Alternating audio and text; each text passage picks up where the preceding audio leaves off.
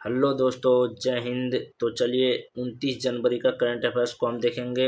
आज का current affairs का पीडीएफ देख कर आप चौंक जाएंगे, क्योंकि आपको यहाँ पे पीडीएफ मिलने वाला है। पूरी हैंड रिटन नोट्स तो मिलना ही है, प्लस में ये डिजिटल पीडीएफ भी आपको मिलेगी मेरे टेलीग्राम चैनल पर। टेलीग्राम चैनल का लिंक जो है आपको चैनल के डिस्क्रिप्शन में मिल जाएगा, वहाँ से ज्वाइन कर सकते हैं। वहाँ बहुत से लोग जुड़कर डेली पीडीएफ लेते हैं, और हम इसका जो है हैंड नीचे ललन टॉप बातें भी हमने टाइप करवा दी है। तो चलिए आज का करंट अफेयर्स देखते हैं। तो पहला क्वेश्चन है फ्रांस का राष्ट्रपति जो है इमैनुअल मैक्रोन, इन्होंने एक बिल नेशनल असेंबली में इन्होंने एक बिल पास किया है। 15 साल से कम उम्र के बच्चों को सोशल मीडिया पर बैन लगाने का प्रस्ताव इसमें पारित किया है, लेकिन ये अभी लोअर हाउस में, ये जो नेशनल असेंबली वहाँ का लोअर हाउस है, फ्रांस का लोअर हाउस में पास हुआ है, अपर हाउस में पास अभी नहीं हुआ है। ठीक है, इसका उद्देश्य क्या है? तो बच्चों के मानसिक स्वास्थ्य को बेहतर रखना है। या इस यहाँ पे स्कूल में भी मोबाइल को बैन कर दिया गया है, जिससे ऑनलाइन, इसका उद्देश्य है, स्कूल में बैन करने का उद्देश्य है ऑनलाइन बुलिंग नहीं होना। ऑनलाइन बुलिंग मतलब किसी प्रकार का जो है मानसिक रूप से किसी को उत्पीड़न पहुंचाना, ये सब जो है नहीं कर सकेंगे आप इसे। यह जो है सेकंड अपर हाउस में पास होने पर फ्रांस जो है सेकंड कंट्री बन जाएगा। पहला कंट्री था ऑस्ट्रेलिया, जिन्होंने 16 साल से कम उम्र के बच्चे को सोशल मीडिया पर बैन लगा दिया था, और जबकि ये रहेगा फ्रांस जो सेकंड, विश्व का सेकंड कंट्री बन जाएगा, जो 15 साल से कम उम्र के, मतलब ये जो है सोशल मीडिया पर बैन करने वाले सेकंड कंट्री बन जाएगा। नेक्स्ट क्वेश्चन की बात करें। नेक्स्ट क्वेश्चन है, हाँ, अडानी अडानी ग्रुप और ब्राजील के एम्बरर कंपनी ने मिलकर जो है एक एग्रीमेंट किया है। एम्बरर कंपनी की बात करें तो ये वर्ल्ड का थर्ड बिगेस्ट एयरक्राफ्ट कंपनी है। इन्होंने एग्रीमेंट किया, किस लिए एग्रीमेंट किया है? तो भारत में विमान बनाने के लिए एग्रीमेंट किया। अगर इंडिया में विमान बनेगी तो इससे इंडिया को क्या फायदा होगा? इंडिया को फायदा होगी, भारत की स्वदेशी क्षमता बढ़ेगी। इसमें सप्लाई चेन बढ़ेगा, रख रखाव, जब विमान बनेगा तो इसका रख रखाव होगा, इसका प्रशिक्षण दिया जाएगा, यहाँ के लोगों को मजबूत हो जाएगा, प्रशिक्षण यहाँ मजबूत होगा, रख रखाव जो है यहाँ दिया जाएगा, सप्लाई चेन यहाँ, मतलब रोजगार का पर्याप्त साधन यहाँ पे होंगे। ये एग्रीमेंट किया। बात करें ब्राजील की, ब्राजील का यहाँ कंट्री है, तो ब्राजील की बात करें तो ब्राजील जो विश्व का 5वां सबसे, एरिया में भी 5वें नंबर स्थान पर है, पॉपुलेशन में भी 5वें नंबर स्थान पर। साउथ अमेरिका का बिगेस्ट कंट्री है ये। कॉफी या कहवा या कॉफी उत्पादन में ये पहले स्थान पर है। ठीक है, ब्राजील। ये जो है कॉफी यहाँ पे एक कॉफी बंदरगाह है, को यहाँ बंदरगाह कॉफी, जिसका नाम है सांटोस। कॉफी बागान को यहाँ फेजेंडा कहते हैं, यहाँ के कॉफी बागान को फेजेंडा कहते हैं।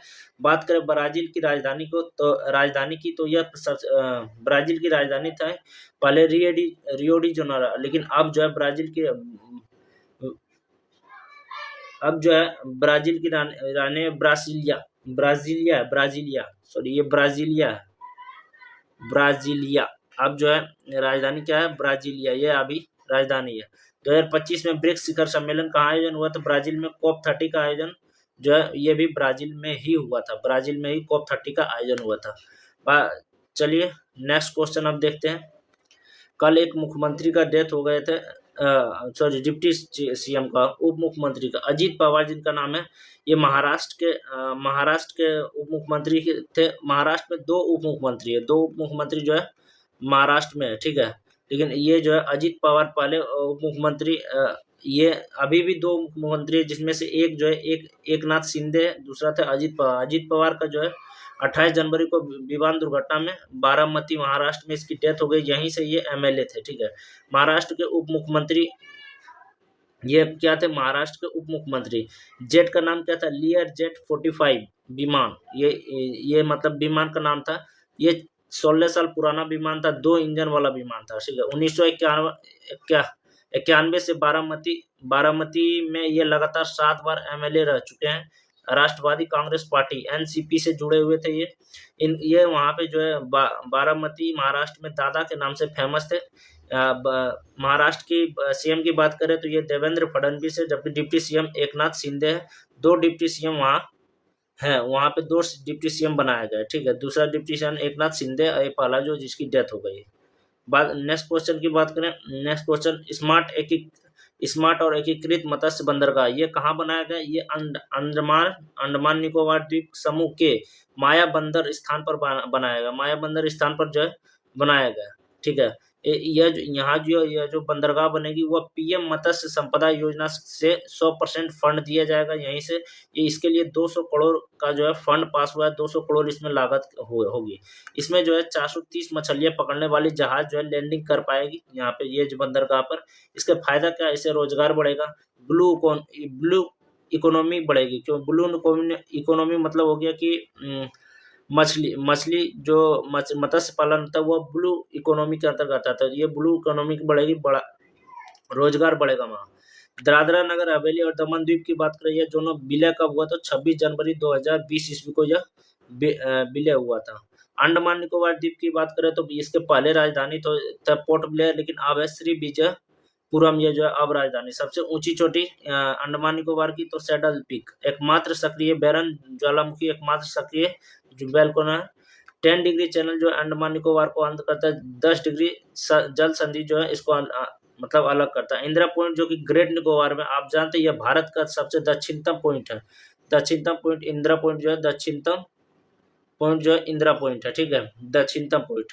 नेक्स्ट क्वेश्चन की बात करें, बैसिलिस सबस्टिलियस सूक्ष्मजीव। ये बैसिलिस सबस्टिलियस सूक्ष्मजीव इसलिए न्यूज में क्योंकि ये जो है केरला में इसे राज्य सूक्ष्मजीव घोषित कर दिया। किसने? सीएम पिनराई विजयन ने इसको जो है राज्य सूक्ष्मजीव घोषित कर दिया।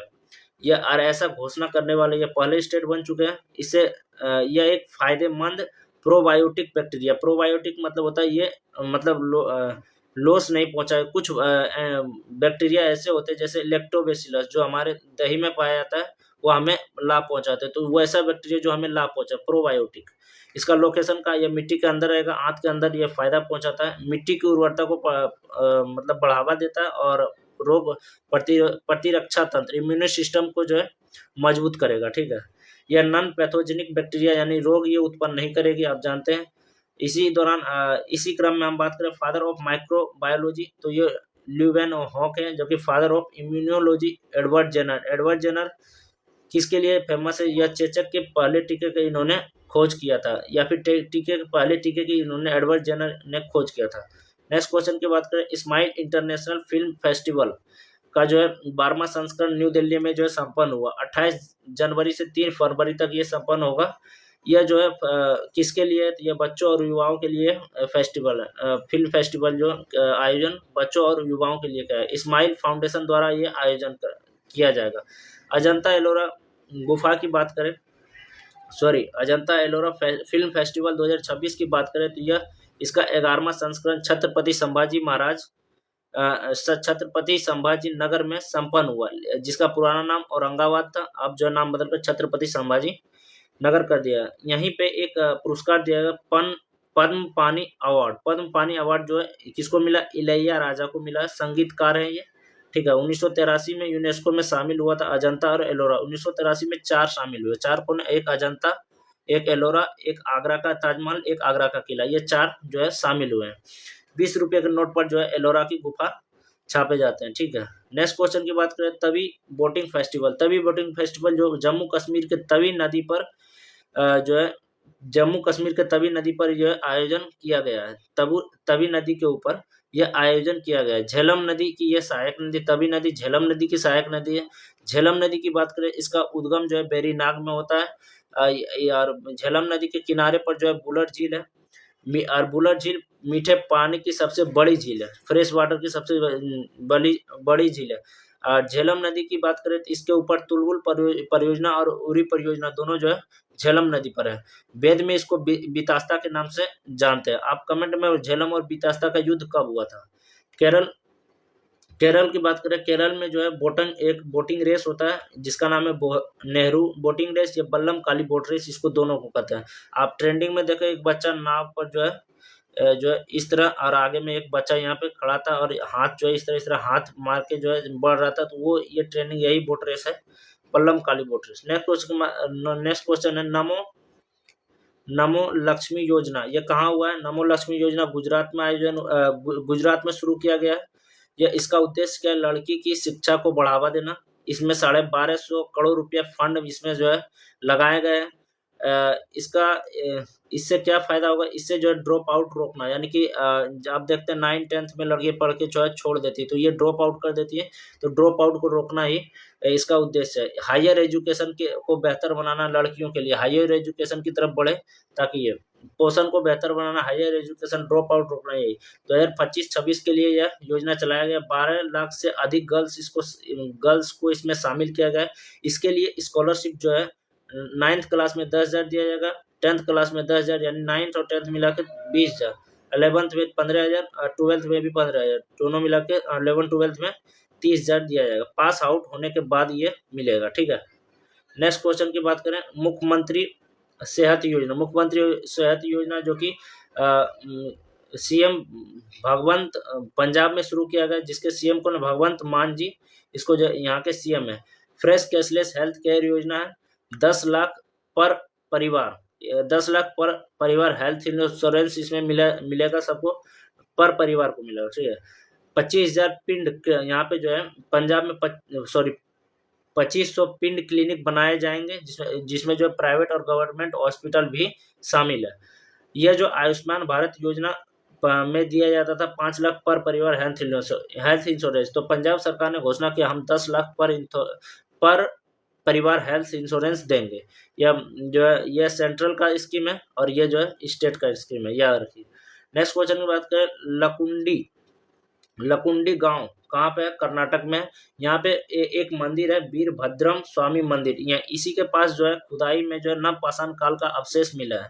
क्या अवशेष मिला है? तो हरे रंग की मिट्टी के बर्तन मिले हैं, पत्थर की कुल्हाड़ी मिले हैं, चबूतरा भी मिले, पत्थर के चबूतरा भी मिले हैं, ठीक है। यहाँ पे नवपाषाण काल की बात करें, नवपाषाण काल की बात करें, ये पाषाण काल का अंतिम काल है।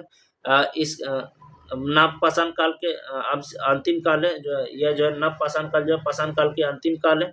और इसमें शुरू क्या शुरू हो चुका था? तो कृषि, स्थायी आवास इसमें शुरू हो गया था, पशुपालन भी इसमें शुरू हो गया था। नेक्स्ट क्वेश्चन की बात करें, डीआरडीओ के हाइपरसोनिक ग्लाइड मिसाइल का जो है पहली बार गणतंत्र दिवस पर परिचय किया गया, जिसका नाम है LRASHM, ठीक है।